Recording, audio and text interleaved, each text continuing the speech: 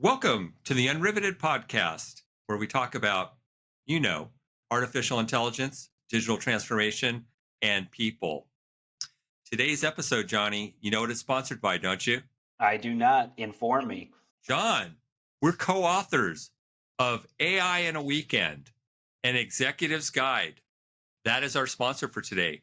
And I think we had at least 2 sales today. So someone's buying this book. Perfect, perfect. Available on all of your ebook retailer sites from Amazon to barnesandnoble.com. So pick up your copy today. We appreciate your support.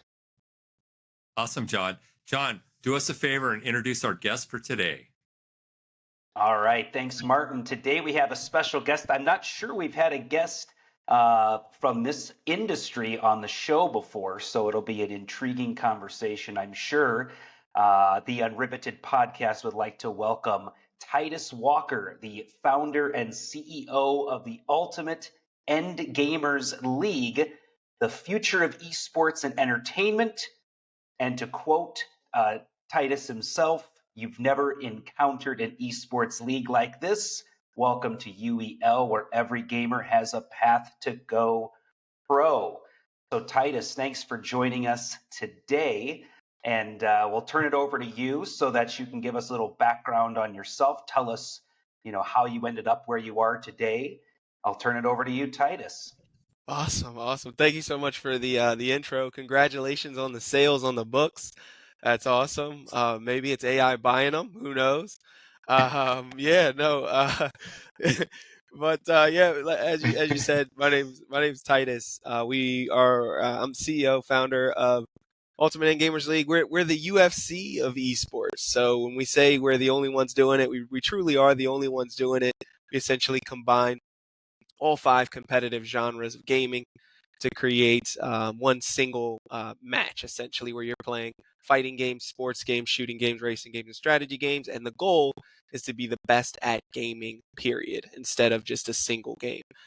So it's allowed us to grow pretty immensely and gain a lot of attention from all different walks of life and all different communities within the gaming industry.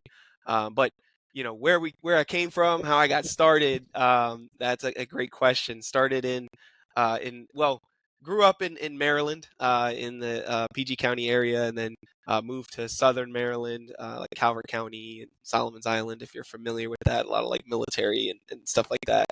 I think they train like the state police in that county, so that was fun. But did lived there for until I was about 18 and moved to Virginia. Bought a house when I was 18. Started a family and got into business. Started in insurance, and then transitioned over to community development or real estate development. So what I would do is build communities. I would go into it like a plot of land, figure out how to position the community, set it up, work on loan programs, talk to different people around, look at local businesses, and position the community for success to help grow it and sell houses and, sell businesses on being there and created a lot of successful communities, everything from a 10 home community up to a 2,000 home community, which we called a super community. So I did it all over 8 years and was very, very successful. Didn't find any purpose in doing it. And so wanted to look for something else, and that's kind of where gaming found me. And I got this vision to create something. Really, I was just building something for my kids to go to and play video games. And so me and my wife created this kind of arcade, and being that my background was in business, I knew in order to have a successful arcade, I needed to be able to defeat. We always talked about it in real estate terms as who your competition is, and the competition in real estate was always the person's current home. Like you had to sell them on leaving that. That's the competition, right? And in gaming, it's their basement or their man cave or whatever. You had to sell them on leaving that and playing in your location. And so I figured we needed to create some sort of super, draw to get people to come in and play video games. And so I created the league in the league's format, along with my wife. Came up with the vision either on the toilet or in the shower. I don't remember. And And yeah, built it out in my head first. Explained it to a lot of different people who none of them got it. Nobody got it. Everybody was like, "This is too confusing. It'll never work." And then my wife helped me put it down on paper because that is not my skill. And then we pitched it. Everybody hated it. And we just continued to do it. And now 5 years later, 200,000 gamers, $1 million competition, and I'd say it's a success. It's the ninth season. So not including preseasons, really 11th season, but it's all good. Who's counting? Yeah, it's interesting. You're right. I mean, that used to be the only way to interact with video games. If you go back to, I guess what, the 80s, early, or maybe 70s, 80s. I don't know when Atari came out. I think I 70s. was Yep. probably barely Are you alive. going But back to so Pong? Are you going Yeah, back yeah, to Pong? yeah. I think it was 74. yeah, but pre-Pong, yeah. Okay. So pre-Pong, that was the only way to interact with video games was, the stand-up console machines, Yep. and then after it came out to be in-home entertainment, you saw the arcade industry kind of, Hmm. dry up to an extent. Now, I used to live in Chicago, and I remember that there was a renaissance, if you will, of barcades, Yeah. where they would fill a bar with console games. And then people would, buy tokens, or sometimes the games were free. I always prefer to go to the one where the games are free. But Right. so it's interesting, thinking about, if you could tell us a little more, what was some of your angle or your strategy on getting people to get over, what you said was the big hurdle was, how do we talk people into moving from playing PlayStation or Xbox at home to go back into a, public environment like that? Yeah. So I've always known like building community because of my previous background. Having a community is an extremely valuable asset. And so when my goal was always just to build this hyper super community of people that just enjoy gaming. I didn't really know what I was going to do with it, but I knew I wanted to build it.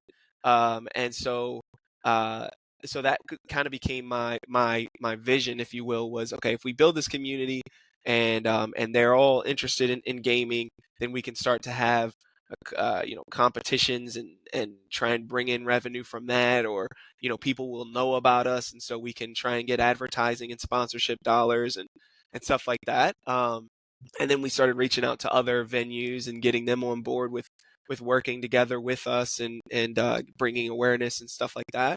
But it was always the goal was always just build a community for people by people that just enjoy gaming and needed a place to go, and it kind of just blossomed into what we have now, where it isn't what my original vision was by any means, but it is still very much all about the community. That's awesome. On the funding side, I saw the $1 million competition. How does that come about where you're funded to be able to do that? Great question. Community, right? So think about it like this. Okay, so what we are is we're an esports competition to anybody on the outside, but we have 33 games that change every 6 months. Okay, so I'll break it down in an easy way for you. So 33 games, they change every 6 months, and we select those games not based on popularity, not based on, it's just what are some cool games that our community will love. Okay, so we build out this community. We have 200,000 gamers. Um, who is that community valuable to? Like, if you are selling that community, who is it valuable to, right? I'll see if you can answer. Well, anybody have the answer? It's parallel to the music industry, and just like you're the manager of the Swifties without going that direction. Exactly. Because I So am not a Swiftie. yeah, so it's valuable to game developers. It's valuable to a lot of people, but specifically game developers. I can change the game Yep. every season. We do a new set of games. We find cool games and we get our players playing them. Not only playing them, but streaming them, practicing them, mastering them, and then showcasing them on a world stage at a high level for high stakes, right? So that game then becomes almost like a showcase, right, of a commercial, an infomercial, if you will, of games in this competition for people to be able to see and say, oh, okay, I like that game, I'd play it, right? And so that is how we fund it. The developers of the games pay us. That goes into this pool. So each developer Yep. pays. We'll do easy math. This isn't what we charge. We actually charge more than this, but let's just say 30 grand per game, right? 33 different games. And you're at $1 million competition. It's actually not that difficult, right? So 30 grand to a game developer that's spending million. Well, the advertising budget right now for game developers, I think, is somewhere around 50 to $100 billion. So, 30 grand is pennies to that budget. So, John, we are in the wrong industry. Yeah, that's what I was Yeah. thinking. Yeah. So it does come down to content development, content owner, and helping them in their journey, right? Yep. And the smaller the label, the more hungry they might want to be part of this. Exactly. And the smaller ones that don't have some studios are 2-3 man teams, right? And they don't have any money, they don't have the funding for it. So what we do is we'll do a revenue split with that developer where as we sell those games, we collect a percentage of the revenue from those sales. And so we end up making much more money on those deals because we can push those games a lot harder. And so our gamers essentially become salespeople. Where they're selling the game without trying. It's organic, right? They're not attempting to sell it. It sells because there's a community behind it. There's competition behind it. There's incentive to play it and master it. And it has a lot of visibility. And so, you do the math on, 40% of $60 on a $60 game and selling 10,000 copies or 100,000 copies or 1,000,000 copies, and there you go. Sign me up. Oh my goodness, this is wonderful. Okay. When we go down this path, I think about, like, you set up a venue, you bring in teams, and I noticed your teams are predominantly on the, I would say, the East Coast. I was going to say the right coast because I'm on the left coast. Mm-hmm. And my next question was, is there a plan to kind of go west? Absolutely, yeah. So I live on the East Coast, so we started on the East Coast and started doing teams on the East Coast. But we have plans very soon in quite a few states. So we're looking into Vegas, which would be Nevada, and then Georgia, Michigan. So we're kind of starting to push out that way. Texas is another one. But yeah, I mean, the goal is to be in all 52 states. We want to be everywhere, and then going overseas as well. And we have some projects that we're working on in Africa and Central America, so as well as India. So the goal is to be everywhere, and but starting on the East Coast, just because I'm on the East Coast, they got lucky, I guess. No, that's all good. That's good. How many events do you have per quarter, per year, per month? We do about 160 events in person. Probably more than that, but somewhere around 160 live in-person events. Oh, wow. That's impressive. Yeah, no, I was going to say, I lived or formerly lived or I'm headquartered, I guess I'll say, in Honolulu, Hawaii, and there has been an effort there to build an esports community. I think it's centralized location in the Pacific, so it's relatively equidistant from the west coast of the U.S. and the east coast of Asia. And I know esports has become a very big thing in Asia, is why that's become a growing interest in that community.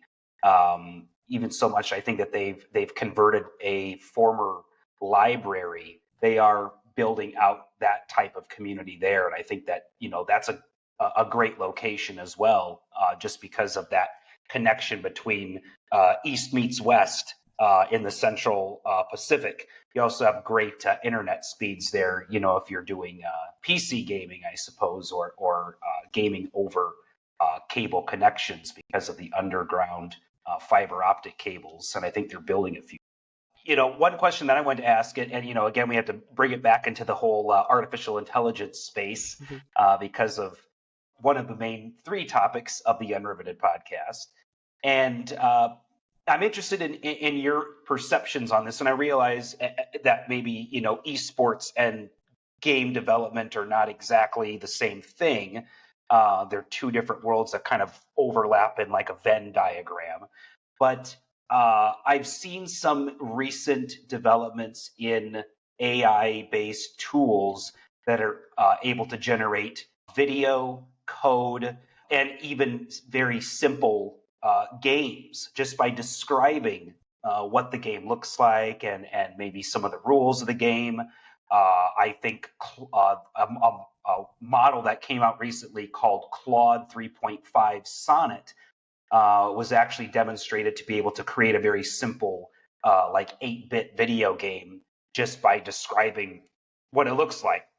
So thinking about that, you said some of the teams that create these games are very small, and the way that you're funded is oftentimes through these developers and the relationship that they have with you. So I'm wondering if you see that developers maybe start to adopt using AI tools and have fewer headcount. Do you see there being any impact on your field? Like if games are easier to produce and faster to produce, will that impact the money that goes into esports, because they'll be able to create these games and say, hey, one person create a game that can sell and market for 50,000, 100,000 units. Does that make sense? Yeah, 100%. Yeah, it's a so it's already happening, to be fair. So there's tons of games using AI to develop the kind of baseline content, whether it be the backgrounds or maybe even character development, and stuff like that. And there's actually a lot of companies that are creating AI kind of language based, storyline based content to where you play the game and it changes as you're speaking to it. Like you can speak into it, and the AI will develop a response and what happens in the game. I was playing it at the GDC, the Game Developer Conference that I went to in San Francisco, and they the game literally changes based on everything you do because it's being developed kind of as you play it. And so what happens and what's being said and all. So does it have an impact? Absolutely. But I think it impacts us inversely, where it actually benefits UEL quite a bit to have more games developed, because the busier it is, the harder it is to build a community around a game, right? So the average lifespan, back when I was Nintendo 64 days, right, is when I was like probably in my like prime of like childhood gaming. I remember when that came out, and I used to have to wait like 6 months or a year before you'd see a new game, and I had all the games, right? And so we'd be saving up for Christmas to get whatever games that come out, because they come out every Christmas. And so there was 2 developers, and I looked at a chart because I do a lot of research on this. In 2008, I think there was like 140 games developed on Steam or something like that, or I think it was, and now they're at somewhere around 20,000 games being developed on Steam, and that's just one platform.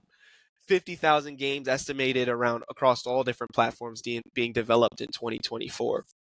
That becomes this busy marketplace where, kind of like Netflix, how do you get visibility out there when there's so much to consume?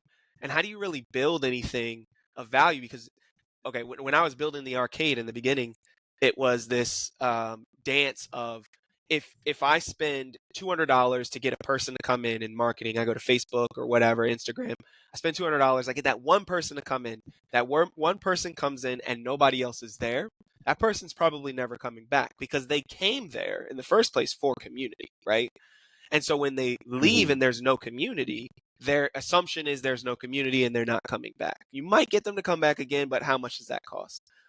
The difference is, and the similarity to that is, if that same person came in and they never even got a chance to sit down because there were so many people there, they're coming back over and over and over because they're there for that community. People just want to interact with other people. That's realistically what people want out of or to feel like there's that interaction with other people. And so the distinction for video games is that it gives people that illusion or even the reality of having a connection without having the scary feeling of going out, right, and leaving your safety and leaving your net of being home and your walls that of safety. And so as AI continues to develop more and more and more games, people are going to be seeking more and more and more community. And they can't necessarily find that community if they log into one of the million games developed this year and nobody's on it, because they can't figure out how to find which game people are on. Is it the one spending the most money? Because I can tell you those games are flopping. The AAA studios are coming out and spending, $100 million on advertising in Facebook and still can't get people to play their game. We talked to a developer that spent $500,000 and got 30 people to play. And if they didn't all, or 300 people to play, and if they didn't all hop on at the exact same time, now they didn't come back because they didn't get what they wanted out of the game. There are people that play games just to play, have a good time, experience a challenge, get over it, and play an adventure, maybe have a storyline. There's those people. But 40% of the gaming community, which is a huge percentage, it's over 1 billion people, are there for competition or community. And so, and even some of the other percentage is still there for community, but that's beside the point. That 40% is there strictly for competition, which is community. And so if that's the case, then we become more important to the rest of the gaming world, because everyone will search for what the good games are that people are playing. And we have that one-stop shop, if you will, where we have the community, we have the competition, and we have visibility. So it's like it's the trifecta, as well as pay, right? Like on top of that, you're getting paid, some bucks. So $1 million doesn't hurt. Helps. I got to think of a few things to do with that. So yeah, I agree. And if you saw my my Steam video game list of games I bought over the past who knows how many years, it's probably like over 150 or something like that. And how many have I actually played all the way through or ever installed? 3? 1 to 2. Yeah, three maybe. I've never been very good at video games myself, so usually I just get frustrated and move on to something else. Yeah. And the average gamer, this is why when we created this, we had the University of Mary Washington Business School do a research paper, basically. And the one thing that stuck out to me was the average gamer plays 24 games a year, and yet every competition focuses on one. And I was like, that is such a weird thing. Coming from real estate, it was such a weird thing to me, because I always likened it to, like, if I was to build this massive mansion on someone else's land, I don't own the property, therefore I don't own, like, in order for me to actually move this mansion, I could do it, sure, but it is going to be so difficult that who knows what type of damage is done by the time I get it to its new location. It's the same thing in gaming. You build out this gaming community off of one piece of gaming, one game, Call of Duty or whatever. If Call of Duty cuts you out at the knees and says, you can't play on my land anymore, right? Now, sure, you can move that community. You can try and pick it up and move it over, but how much damage will be done in the meantime, in the process of moving it? And then where do you go? What do you do? So that was the reason, like the biggest reason why I never folded when people said to do it the traditional way. When everybody was willing to even throw money at me to do it the traditional way, like it just. I don't care for it. People ask me to run tournaments for them, and because we own every part of our business, we own the production, we own the construction, we own all of it. It's all in house. And people ask me to do tournaments, and the conversation would stop at, hey, we're thinking we're going to do 2K. Okay, well then you're thinking you're not going to use me, because I have no interest in what, paid or not, in doing a single game tournament. It's just not. It doesn't work for me. I don't like it. I don't want to do it. It's not fun, and it's not going to be for my community is going to be confused. So I don't want to do it. As we wrap up, Titus, what's really helpful to understand is that what you brought up, single game type tournament, typically single vendor association. Here you got multi-vendor association, possibly a much larger community fan out, and this is amazing. As we part here, I just want to think of some insights for our potential, watchers, viewers of this. If you were to give insights to someone wanting to become a professional gamer, what advice would you give them? To hone your craft in like gaming is really, it's a funny thing because gaming is just showcasing digital skills with different graphics behind it. Like it's all the same skills, right? Like it's all like hand-eye coordination or precision or button mapping or memorization or patterns. It's all gaming is. It's just in a digital environment, and then they change the graphics, and therefore the game changes and the rules change. And but at the end of the day, it's all the same skills. And so focusing on adapting to the different skills in gaming, I think will allow you to have a much longer career in gaming. Really understanding, because eventually you get to a point where you play so many games, and if you're the type like John, if you play a lot of games, like you get into this game and it doesn't take long to really understand, okay, this button does this one does this one does that. Okay, cool, I'm good. I'm good to go. I can play now. Right? Maybe not at a high level, but you can play. And so there isn't really, that's kind of the same across all sports, right? Once you learn how to dribble a basketball and shoot a basketball, you can kind of pick up the little pieces here and there. And I think like honing in on the skills in gaming will allow you to be able to kind of transition, because if you want to be a pro gamer right now, the lifespan of a pro gamer I think is like 6 months or a year, right? So you're retiring if you go pro at 19, you're retiring at 20. Like it doesn't make sense. Is there and that again is another reason, but we're not going to get into that. But if you hone in instead on the skills, then you can become a pro gamer across, so that the game doesn't matter anymore. Like you spend so much time trying to go pro in Valorant shuts down, but you still have all those skills that translate into the next shooting game that comes out. And so now because you can adapt, you can now transition into this next game. And that will allow you to be able to have a longer lifespan, because you can go from this one to the next one to the next one to the next one. So don't get too hyper focused on a single game, or just join the UEL. That's the plug. Join the UEL. That's it. So with that, Titus, thank you for being on the Unriveted podcast. On behalf of all of us here, John and I, we loved having you hang out here. We're about to pause. See everybody on the next podcast. Thank you. Thank you.